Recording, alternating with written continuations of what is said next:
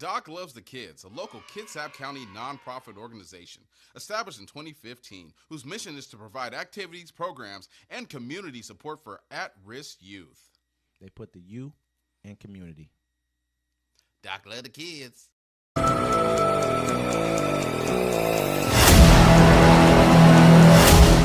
Welcome to Uncommon Courtesy. We give you the courtesy of conversation That's uncommonly spoke of. I'm D-Mac. I'm Wesley. And this is the show. Don't forget to like, listen, subscribe. Thanks for everybody that watches our show. Thanks for everybody that skims through and checks us out. We appreciate you all. So President Harris came out with Vice President Harris. Freudian slip. Yeah. She came out with a proposal today, man. It's She came out with a couple things on there. You know what I'm saying? We're going to cover a couple of them and then try to compare. Harris has proposed a slew of economic policies. Here's a look at what's in them. Vice President Kamala Harris is out with a string of new economic proposals focused on food prices, taxes, housing, and medical costs that she says will empower the middle class. The plans constitute the first major policy proposals that Harris has released in the nearly 4 weeks since President Joe Biden bowed out of the race and endorsed as vice president. Okay, so it's really what it boils down to. Her first few proposals, what I'm looking at, one of the big ones was food prices.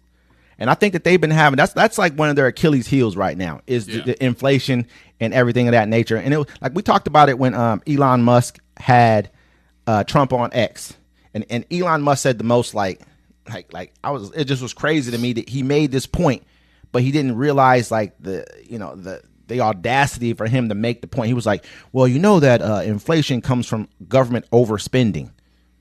Who the fuck has spent more than the Republicans? Exactly. You know what I mean? Like, who overspent more than Donald Trump?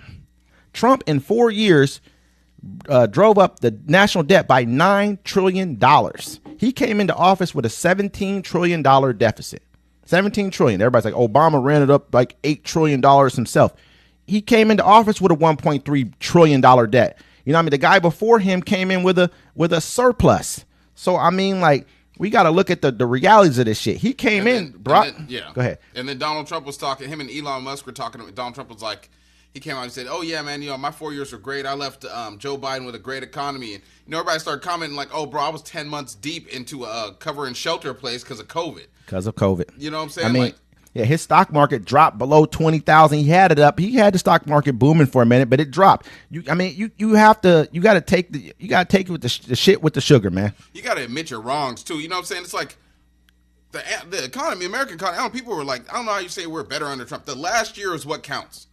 The last year always is what counts. Nobody, it's just like NFL. No one cares that you had an all-star or a Hall of Fame season. It's about the last interceptions you threw in the last game. Absolutely. What have you done for me lately? Like exactly. Janet Jackson said. But she came out. She's like, within her first 100 days in office, she's basically going to go and do a federal price limits on food increases. Yeah, banning grocery and food price gouging. You know what I mean? And so, I mean, this is the thing we talked about with Elizabeth Warren already. She came out and said this. These are Democratic policies. This is what people don't really understand, man. Like, administrations, things take a while. Things took a while. It's like this person had on their wall. I went into a doctor's office and asked them to fix today in one day where it took me 10 years to accumulate, you know what I mean? Like whatever the sickness was that I had, I wanted him to fix it in one day.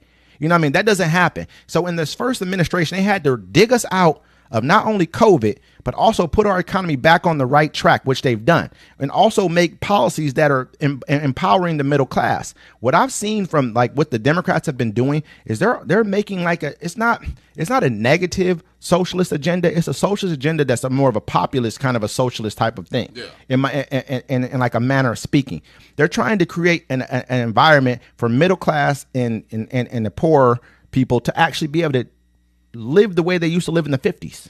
And also, you know what I'm saying, people always say, oh, life was good under Trump. No, life was better before COVID. Let's just put that right there. Everyone had plans. We had things that COVID hit in February. Everyone had plans. They had things to do. There was kids that didn't get to graduate, didn't get to make college because they didn't get those scholarships. We had jobs, trips, and stuff we were going to go do. Everyone's life was majority of us, our lives were better before COVID. So you can't just say, oh, our life was good under Donald Trump because you're still living in the shadow of Obama. Look at what, I mean, Mark Cuban had an interview. I want to do a video review on this. He had an interview with Vivek Ramaswamy. You got to go check that out. he ripped him you know what I'm saying, like they say, ripped him a new one. He came in there and he really gave him the business about Trump. He told him the truth. He was like, Trump came into a good economy that was Obama's economy, like you always say. Yeah. Said the same exact thing, and then he laid out basically like kind of what happened. But all this, we're saying all this because I don't want to get away from the core.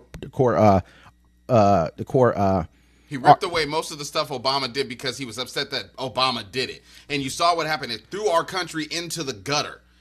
Yeah, but the core the gutter, and we were in the sewer with the poop. The core news that we're talking about is like the fact of the matter is, like, the reason why food prices are where they're at right now is because of COVID. That happened. Then basically these grocery stores did not lower their prices. But like I said, the Democrats have been trying to put us into a situation to where they can now, if they can come in and we're given the green light to do price controls.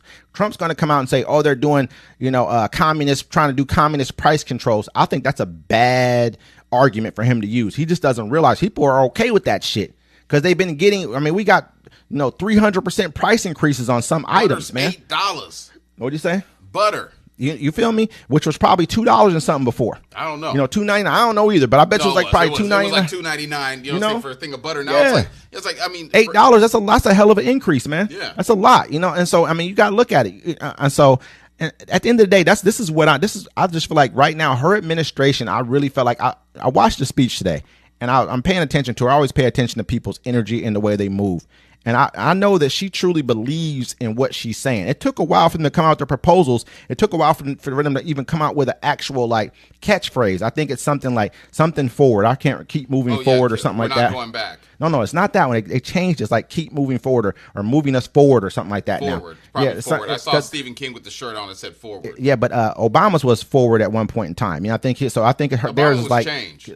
Then I think his first one was changed, I believe. Yeah. His second one was something different, like forward or something like that. You know what I mean? But I'm just saying it's something that have to do with forward. And I'd like to throw this out there too. If you live in a Republican state where it's led by Republicans and your life is terrible, just remember this. They were able to go up there and change the laws so women couldn't have abortions. So they can change the laws and make your life better. You can't always blame big government for everything that's bad for you. I live in Washington. I have an okay life, besides them taking away the gun rights and making it so I got to pay to fish. Everything is fucking expensive. Yeah. You know what I'm saying? But rent's $3,000 for a 1-bedroom duplex. Yeah, and